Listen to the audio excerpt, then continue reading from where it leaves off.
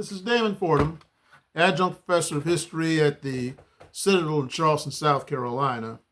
And throughout much of the history of both Africans as well as African Americans, they used folktale stories in order to teach as well as entertain.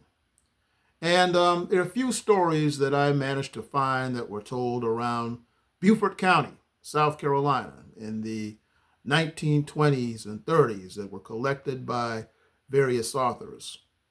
There was one really interesting story by a man named Henry Middleton that was recorded in 1919 in Port Royal, South Carolina, and it was called Wait Upon the Lord. It says that there was a buzzard who was standing by a stake, and he saw a hawk go by. And so the hawk asked the buzzard, "What are you doing over here?" And he said, "Well, I'm hungry, but I'm just going to wait on the Lord." And the hawk said, "Well, that doesn't make a whole lot of sense." And the buzzard said, "Well, yeah, it does." So the buzzard flew away from the stake for a little while, and all of a sudden, a sparrow came by. And so the hawk says, "Well, aren't you going to eat that sparrow?" And the buzzard said, "No, I'm going to let you have it." Now, this sparrow was just a little bird. So the hawk went down to the stake to eat the sparrow, but the sparrow flew off, and the hawk got stuck on the stake. And the hawk, being stuck on the stake, couldn't move. So the buzzard just waited there for a while until the hawk died. So the buzzard then decided to get a knife and fork and go over to the body of the hawk and said, "Like I said, wait on the Lord, and I'll get something to eat."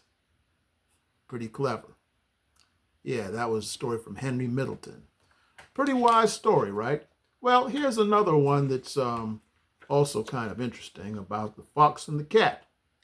So it had this fox and the cat out in the woods, and the fox was bragging about how he had 10 good tricks up his sleeve. So the cat was listening to him brag about how he had these 10 good tricks up his sleeves. And the cat said, "Well, you may have 10 good tricks up your sleeve, but I only had one. And so that'll do me all right." And the fox said, "Nah, 10 is better than one." And the next thing you know, a dog came by. And the cat all of a sudden ran up the tree. But the fox looked around and he had nowhere to go. So the dog came by and grabbed the fox by his tail and dragged the fox off to have for his dinner. And so the cat looked at the fox as he was being dragged off to be eaten by the dog and said, "You see, one trick good is better than 10 tricks that aren't any good."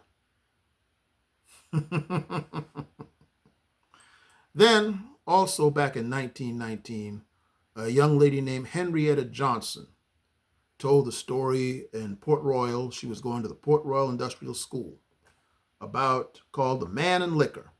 Said that there was a time when there was a cat and a rat, and there was a barrel of whiskey, and the rat fell into the big barrel of whiskey and got good and drunk.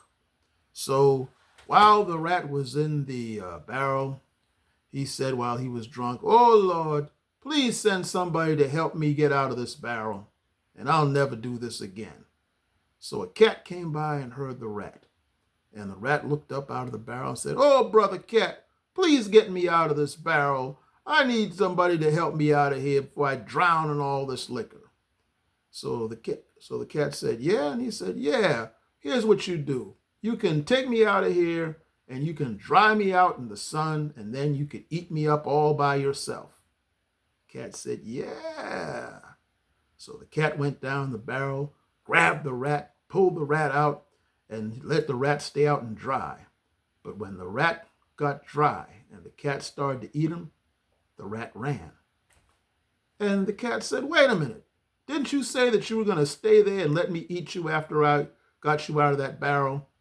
And the rat looked at the cat and said, "Brother, a man who is in liquor will say anything." So those are some of the ways that people just 50 or so years out of slavery would use to these kind of stories to both amuse, entertain, and to educate.